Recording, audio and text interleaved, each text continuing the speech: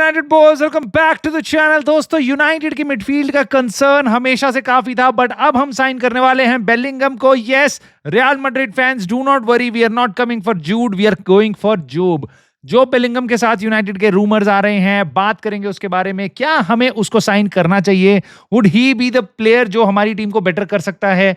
कितने में आएगा वो? डॉर्टमुंड क्यों सेल करेगी उसको? इन सब चीजों को इस वीडियो में खोल देंगे। साथ ही साथ कार्लस बलेबा वो साइन नहीं होने वाला है इस जनवरी ट्रांसफर विंडो में, बताया है उनके ओनर ने। बात करेंगे उसके बारे में। साथ ही साथ लॉरी विटवेल ने बताया है एमरिम और उगाटे के बीच में क्या हुआ है, जो सुन के शायद आपको बहुत ज्यादा कॉन्फिडेंस और अच्छा नहीं लगेगा। और उसके अलावा भाई गिग्स के बारे में कुछ सुनने में आए हैं। रायन गिग्स ने लीचा के बारे में बोला है, और वो मैं इस प्लेटफॉर्म पे आके आपके सामने शेयर करना चाहता था, क्योंकि लीचा मेरे लिए भाई एक बहुत स्पेशल प्लेयर है और मैं जरूर उसके बारे में बात करूंगा। सो काफी कुछ होगा इस वीडियो में बात करने को। आई होप आपको पसंद आएगी तो प्लीज आप लाइक, सब्सक्राइब और हाइप करके मेरे को सपोर्ट कर सकते हो, एक छोटे से चैनल को। और साथ ही साथ कमेंट करके अपने थॉट्स बता सकते हो इन टॉपिक्स पे जिन पे हम बात करने वाले हैं, क्योंकि मुझे पता है यार, तुम यूनाइटेड फैन हो और तुम्हारे को फर्क पड़ता है, और तुम्हें पता है हमारी मिडफील्ड कैसी है। मतलब लिटरली तुम ये बोल सकते हो इस टीम में मिडफील्ड सबसे कंसर्निंग एरिया है इस टाइम पे, राइट? क्योंकि ब्रूनो फर्नांडिस नेक्स्ट ईयर शायद होगा नहीं। उसके अलावा डिफेंसिवली वो बहुत ज्यादा कवर देता नहीं है। मेनू अच्छा प्लेयर है, पोटेंशियल प्लेयर है, बट अभी रूबेन एमरिम के सिस्टम में उस तरीके से ढला नहीं है, और अटैकिंगली उतना टीम को हेल्प नहीं कर पाता। डिफेंसिवली एकदम रोबस्ट सेंट्रल डिफेंसिव मिडफील्डर नहीं है, but he is there in the box to box midfield kind of a player. उसके अलावा उगारते उसके क्वेश्चंस जरूर हैं भाई, क्योंकि उसकी बॉल कैरिंग एबिलिटी और पासिंग एबिलिटी पे थोड़े क्वेश्चन है, टैकलिंग पे बिल्कुल नहीं है, और कैजेमीरो की प्रॉब्लम हमें पता है। नाउ इसको कैसे फिक्स किया जाए, और इसको फिक्स करेंगे हम कब? क्योंकि भाई अब हमें जब से समर ट्रांसफर विंडो खत्म हुई थी तब से सुनने में आ रहा है हम जनवरी में साइन करेंगे। एडम वॉटन की पहले बात हुई, उन्होंने बता दिया भाई वॉटन को साइन नहीं कर सकते हम। मैंने आपको पिछले कुछ दिनों में आके इसी चैनल पे बताया है सब कुछ कि वॉटन की डील कितनी मुश्किल होगी, और क्रिस्टल पैलेस बिल्कुल टच भी नहीं करने देगी अपना प्लेयर मिड सीजन में। राव सिमिलरली बेलिंगम के बारे में बात हो रही है, और अब मैं आपको बताऊंगा जो बेलिंगम का नाम पिछले कुछ दिन से आप क्यों सुन रहे हो। सबसे पहला रीजन उसका ये है कि जो बेलिंगम को इस टाइम पे बोरुसिया डॉर्टमुंड में, जहां पे वो खेल रहा है एज अ मिडफील्डर, जहां पे उसको इस समर में साइन किया गया था एक बड़ी फी देके डॉर्टमुंड के हिसाब से, उसको इस टाइम पे गेम टाइम नहीं मिल रहा। वहां का मैनेजर उसको इस टाइम पे प्रेफर नहीं कर रहा। नाउ अब आप बात करोगे, बहुत से लोगों को नहीं पता होगा जो बेलिंगम कितना अच्छा या बुरा प्लेयर है। बस क्या उसका नाम इसलिए ज्यादा है क्योंकि उसका नाम बेलिंगम है और वो जूड का भाई है? एक्चुअल में ऐसा नहीं है। देखो, समर के आसपास भी उसकी ट्रांसफर रूमर्स आए थे, बट वो फिर चला गया था डॉर्टमुंड, और वो खेल रहा था पिछले साल सनदरलैंड में। ये सनदरलैंड जिनको हमने अभी बीट किया था 2-0। नाउ सनदरलैंड लास्ट ईयर खेल रही थी चैंपियनशिप में, और उनके मिडफील्ड में खेल रहा था 19 साल का लड़का, that was job Bellingham. Yes, job Bellingham. Now irrespective of कि आपने उसको वहां पे कितना देखा या नहीं देखा, मैं आपको कुछ चीजें बता देता हूं जिससे आपको पता चल जाएगा वो किस लेवल का प्लेयर है। भाई वो championship team of the season में सिलेक्ट होता है, 19 साल का मिडफील्डर। और मैं आपको इतना बताता हूं भाई, इंग्लिश चैंपियनशिप में जो प्लेयर्स खेल रहे हैं ना, वो बेकार नहीं होते। At the very least they are physically capable of competing, क्योंकि चैंपियनशिप काफी फिजिकली ब्रूटल कंपटीशन है, लिटरली काफी ब्रूटल है। इट इज, आप अपनी पासिंग, शूटिंग, ये सारी चीजें थोड़ी कम कर दो, बस फिजिकलिटी थोड़ी सी वैसी रखो इंग्लिश प्रीमियर लीग जैसी, वो आपको दिखाई देगी चैंपियनशिप, राइट?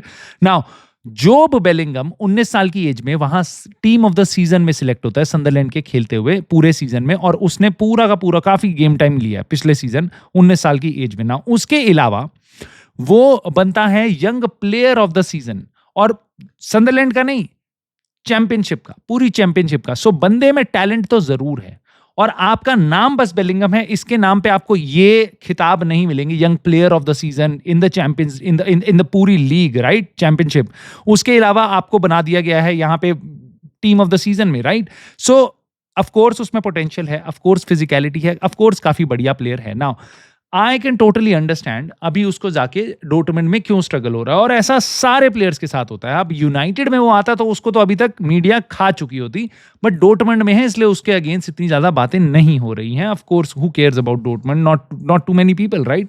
सो इस टाइम पे वो नई लीग में गया है, इस टाइम पे वो नई टीम में खेल रहा है, and maybe the manager wants him to act like the player he wants, right? Basically manager उसको अडेप्ट करवाना चाह रहा है, मे बी मैनेजर चाह रहा है कि भाई इस प्लेयर को इवॉल्व होना पड़ेगा हमारे गेम स्टाइल के लिए।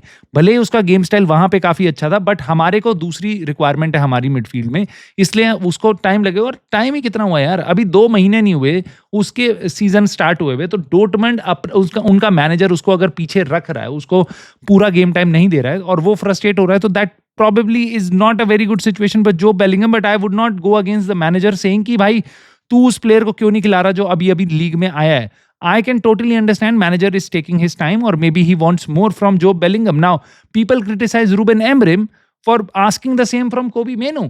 I don't see the sense in it. I want Kobe Manu to play, but I would always back the manager. अगर वो किसी प्लेयर को बेंच पे रख रहा है, I would back the manager again and again. I would back the manager 99% of the time. So again, मैं आपको एक बात बताता हूँ यहाँ पे कि डोर्टमंड ने कोई छोटी फीस नहीं दी थी इस प्लेयर को साइन करने के लिए।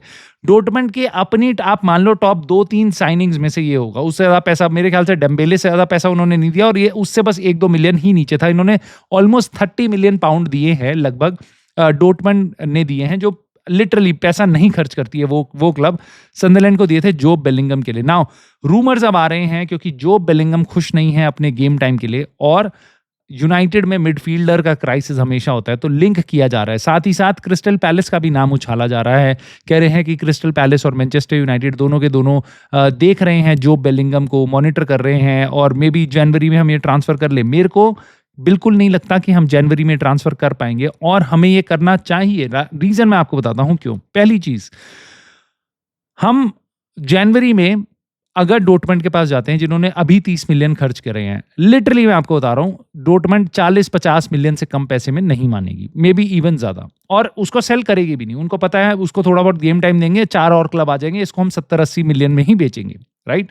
दूसरी चीज, ये सबसे इंपॉर्टेंटली जो मेरे लिए है, क्या ये यूनाइटेड मेरी टीम की प्रॉब्लम सॉल्व करता है ये लड़का? ना, मेरे को नहीं लगता। आई नो ये यंग है, आई नो ये एनर्जेटिक है, आई नो ये चैंपियनशिप में खेला हुआ है, but this is Premier League, this is Premier League. वो इतनी जल्दी आके मिडिल ऑफ द सीजन में अगर वो जनवरी में आता भी है, तो क्या वो हमारा सीजन संभाल पाएगा? May be he is a signing for the future. उसको यहां आने के बाद 4 महीने लगेंगे भाई हमारी टीम को समझने के लिए, रूबेन एमरिम के सिस्टम को समझने के लिए। तो मैं ऐसा प्लेयर चाहूंगा, मैं चाहूंगा जनवरी में अगर हम कोई मिडफील्डर साइन करते हैं तो ऐसा मिडफील्डर साइन करते हैं कि मान लो अगर हम 7th पोजीशन में आते हैं उस मिडफील्डर के बिना, तो वो हमें 5th तक ले जाए। मान लो अगर हम 9th पे एंड अप कर रहे होंगे तो वो हमें 6th तक ले जाए।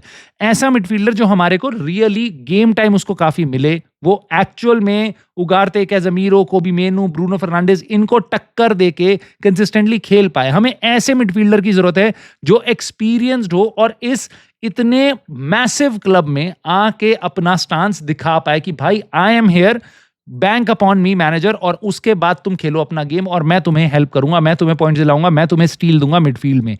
पता नहीं क्यों मुझे जोब बेलिंगम पे डाउट होता है कि वो इस टाइम पे वैसा प्लेयर नहीं है। मे बी 2 साल बाद वो वैसा प्लेयर हो, बट इस टाइम पे वो वैसा प्लेयर नहीं है। आई नो बहुत से फैंस चाह रहे हैं उसको साइन कर लेना, क्योंकि इस टाइम पे यूनाइटेड फैंस भूखे हैं, स्पेशली मिडफील्डर के लिए। कोई भी चलेगा भाई, कोई भी चलेगा, हेडन हैकनी, पेडन पैकनी, कोई भी चलेगा, राइट? बट मुझे ऐसा लगता है हमें एक बड़ी साइनिंग करनी चाहिए मिडफील्ड में। ऑफ कोर्स मैं ये जहां पे बोल रहा हूं मुझे पता है बड़े प्लेयर्स अवेलेबल नहीं है, और वो जो टाइम था करने का वो ऑलरेडी जा चुका है। प्रॉबेबली हम नेक्स्ट समर में साइन करेंगे। इस विंटर में मुझे लगता है हम कोई बढ़िया प्लेयर साइन नहीं कर सकते। May be a loan deal, but I don't think so कि डोर्टमंड लोन पे अपना प्लेयर भेजेगी यहाँ पे यूनाइटेड में, जहां पे उसको गेम टाइम शायद ना भी मिले। तो वो लोन किस लिए दे रही है प्लेयर को? वो अपने सिस्टम में अडेप्ट कराएगी। So Jobe Bellingham to United, I think it is a very difficult deal to do for United. दूसरी चीज़, वो हमारे लिए बहुत यूजफुल होगी भी नहीं, क्योंकि हम हियर एंड नाउ में जी रहे हैं भाई, आज के लिए जी रहे हैं। हम फ्यूचर की प्लानिंग इतनी नहीं कर रहे हैं, क्योंकि आज हमारा बहुत खराब है। अभी नहीं पता अभी लिवरपूल के गेम के बाद और अगले कुछ गेम्स के बाद हमारी हालत कहाँ हो। क्या हम टॉप 5 में बैठे होंगे, क्या हम वापस 15th पोजीशन पे जा चुके होंगे, हमें नहीं पता। और क्या जोब बेलिंगम इतनी इनकंसिस्टेंट टीम में आके हमारे को नेक्स्ट स्टेप पे ले जा सकता है? I doubt that. नाउ उसके अलावा आप बात करोगे बलेबा की, तो भाई एलेक्स क्रूक ने बताया है Brighton have no plans to cash in on United target Carlos Baleba. Now ये बलेबा के आपके ब्राइटन के ओनर ने भी आके काफी कुछ बोला था इसके बारे में कि हमें कुछ भी जल्दी नहीं है उसको सेल करने की।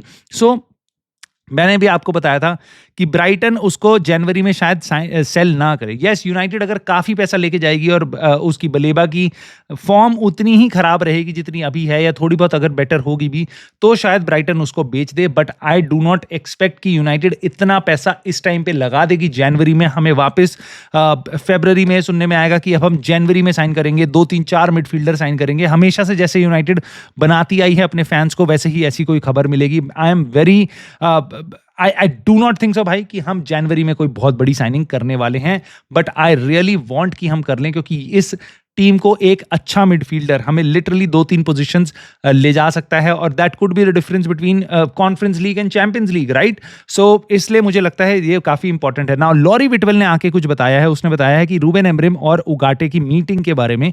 उसने बताया कि वो एक ऐसी मीटिंग थी जैसे रूबेन एमरिम ने पहले भी करी थी, जहां गर्नाचो को उसने बोला था कि यू जस्ट होप कि तेरे को कोई ना कोई और क्लब आके ले जाए। उसने जब बताया था कुछ महीनों पहले, ऐसा ही लॉरी विटवेल ने अभी किसी प्लेटफॉर्म पे बोला है कि रूबेन एमरिम ने उगाटे को बोला है कि you are not the same player that you were at Sporting. Now ये वर्ड्स थे रूबेन एमरिम के। Now what do I make of it? I think पहली चीज, I totally get it. Ugarte वो प्लेयर नहीं है जो स्पोर्टिंग में था। यस, रीजन उसके बहुत सारे हैं। रीजन उसका ये है कि ही is not playing in a very well defined team जैसे स्पोर्टिंग थी।